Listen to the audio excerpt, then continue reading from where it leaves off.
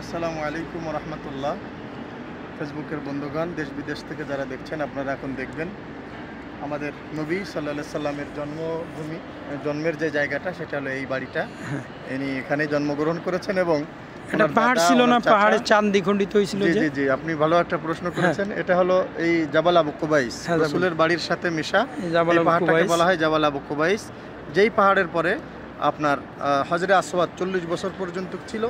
চাঁদ দ্বিখণ্ডিত করেছিল। এটা কোথা থেকে? সাল্লাম তার হাতের ইশারায়, আঙ্গুলের ইশারায় যে চাঁদকে দ্বিখণ্ডিত করেছিলেন, এটা হলো এইখান থেকে শুরু করে পুরো এই অঞ্চল, এই যে পাহাড়টা, এইখান থেকে জাবাল আবু কুবাইস। এবং এই পাহাড়টা হলো পৃথিবীর সর্বপ্রথম পাহাড়, জাবাল আবু কুবাইস। এটা হলো রসুলের বাড়ির সাথে ছিল, এখনো অদ্যাবধি পাহাড়টা রয়েছে। রসুলুল্লাহ 2 আঙ্গুলের ইশারায় চাঁদকে দ্বিখণ্ডিত করেছিলেন এই পাহাড় থেকে। এবং হজরে আসওয়াদ 40 বছর পর্যন্ত এই পাহাড়ের উপরে ছিল।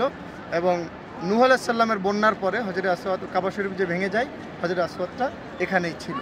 তো আপনারা দেখেন পাহাড়টার একটু দেখেন, সুন্দর করে পাহাড়টা দেখেন। এবং রসুলের বাড়ি সেই পাহাড়টা, এই পাহাড়টার পরের থেকেই তো চাঁদ দ্বিখণ্ডিত করা হয়েছিল নাকি?